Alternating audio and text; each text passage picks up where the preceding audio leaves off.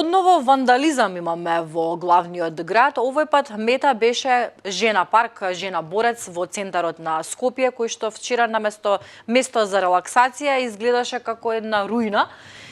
Повторно вандализам, повторно млади малолетници кои што дивеат низ Скопје.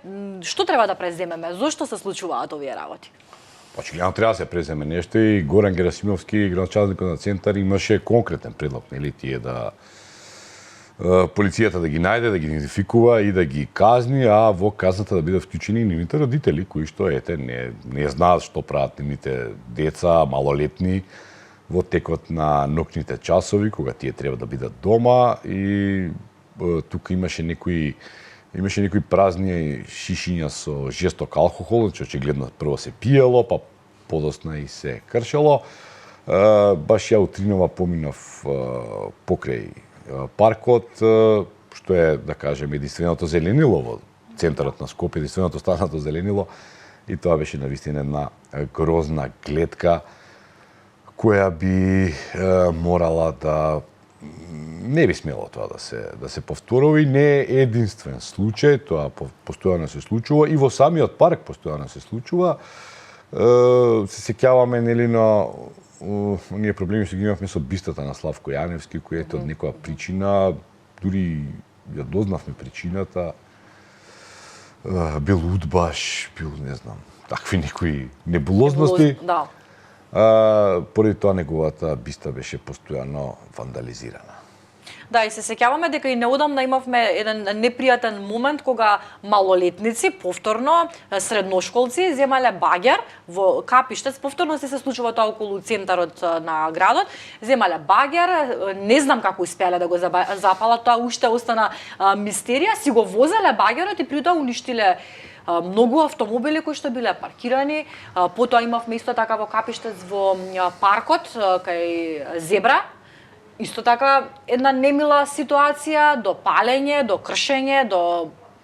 Вандализмот и хулиганизмот, тоа е интересно, тоа се секој општество кој ќе дојде до оној постмодернистички стадиум, му се случуваат тие појави. Сега тоа филозофи и социолози многу подобро од мене би го објасниле, но во секој случај тоа значи дека нормите кои што владееле во едно друштво, тоа не мислам само на законите, туку на ние морални вредности, на обичајните норми, повеќе не функционираат и очигледно или треба да се смисли нешто ново, или пак тоа што не функционира да почне да функционира, и тука пред се мислам на семејството, па не знам, на религиозните институции, па на образовниот процес, на медиумите кои повеќе не воспитуваат како што некогаш нас не воспитуваа. Значи, треба да се посвети поголемо внимание, да во преден план да излезе, нели, честниот граѓанин, нас ни учи како млади да не крадеме, да не се тепаме, да не кршиме. Да не уништуваме. А потоа почнавме да слушаме работи, како не, ја ќе го учам да биде таков смотан, нели, да, и сето тоа си има свои последици, тоа го гледаме. Вчера зборевме за сообраќајот, како, нели, го немаме во образованието, како немаме морал кога сме во сообраќајот, нели? Што велат некои луѓе, ако вие возите со над 70 на час, вие не возите, вие туку се обидувате да добиете некого кога возите по градските улици, нели? Така и ова. Значи, тука гледаме едно тотално промашување од институцијата семејство. И сега, исто така, вчера имавме колешката Мирослава, имаше мајка која што мајка една која што незиното дете било претепано туку така, нели? Значи, жртва на врсничко насилство, па тоа случајот завршил на хируршка интервенција, значи тоа било сериозно нешто. Врсничкото насилство го имаме, тоа е се присутно, сме информирале ние многу за тоа, не е тоа дека не сме информирале. И затоа намерно го споменувам, значи, за сите овие негативни појави, значи од сообраќајните несреќи, посебно оваа последнава која што, нели, не дигна сите надвор, нели, не извади од кожа, што се од вели. кожа, што се вели, нели? Па ова вртничко насилство, па овој вандализам кој се повторува, нели, го има насекаде, тука јас би најдел заеднички корен на сето тоа е домашното воспитување, семејството и другите институции кои што не се нужно државни. Значи, не би обвинил ја, политичарите малку што може да направат во оваа ситуација. Тука треба да направат нешто ние други институции кои што нели се секираат за нашиот морал, за нашата душа и тие би требало тука да бидат поажурни. Општина Центар предложи до ЗЕЛС и иницијативата е прифатена, општо корисна работа за вандалистите, за малолетниците кои што Добро, тоа е одлична форма, да. Една од формите која може да се со ние веќе кои што станале вандали и хулигани, нели, да се нешто и да се направи, нели, да не го повторат делото, нели. Пошто претпоставувам ќе бидат сликани, па ќе бидат посрамени, па нема да биде исто, можеби кога ќе го исчистат и среда тоа што го изрушиле, може па нема потоа да го направат, но ние треба како општество воопшто да не дозволуваме вакви форми на појави. Значи, кога сте вие хулигани на фудбалски надпревар, па тој не е до толку страшно, но кога ќе излезете од фудбалскиот надпревар и станете вандали, почнете да кршите нели нешто што не е поврзано со стадион, тогаш станува многу страшно.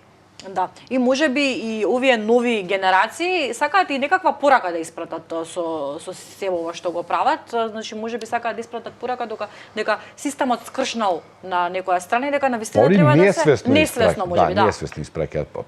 Па тоа е проблемите на постмодернизмот, кога нели ќе го надраснете системот во кој што сте се изградили и кога веќе не функционираат тие работи, вас ви треба нешто ново, а новото никогаш го нема. Да. И сега тоа е едно вртење во круг, како што ди општеството, да не ги оптоваруваме нашите гледачи со тоа, но јас би препорачал нели оние стари добро познати институции како семејство, како домашно воспитување, како можеби велам религиозни институции, можеби велам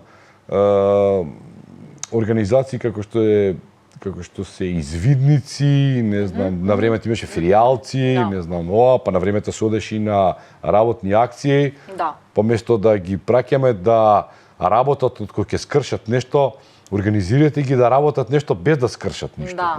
Тоа не е така. А се сеќавам, со ова ме потсети во мое време во автобус кога ако не фатеа дека се возиме без да платиме карта, зборувам во средношколски денови, тој што ќе беше фатен требаше да го испере автобусот. Не знам тоа дали уште важи правило. Не, па сега е без пари. Мислам дека не има такви карти. Исто се случуваше и во кафуле, ако се направи некаков неред да миеш чаши под казна. Значи дури во ноќните часови имаше такви казни. Воспитната мерка беше се присутна, значи тоа општество, нашето општество во тоа време, нели, имаше некаква нашироко прифатена потреба од воспитување, значи педагошки мерки за било каков престап и многу помалку се случуваа вакви работи. Не дека немало и тогаш, имаше и тогаш. Инцидентно. Имаше, да. Ама не е вако, ова е сега излезено од контрола. И го гледаме на секаде е тоа. Да, за жал. Да, можеби и меѓусебно се инспирираат кога има еден пример и тоа е оној домино ефект кој што се случува. Благодарам. Навистина интересна тема, верувам корисна општествена тема која што сакавме да ја опфатиме ова утро. Верувам дека и од другата страна кај вас пробуди интерес и го задржавме вашето внимание. Ве поканувам да бидете и понатаму заедно со нас. Следува меѓународната анализа со Дијана Андоновиќ.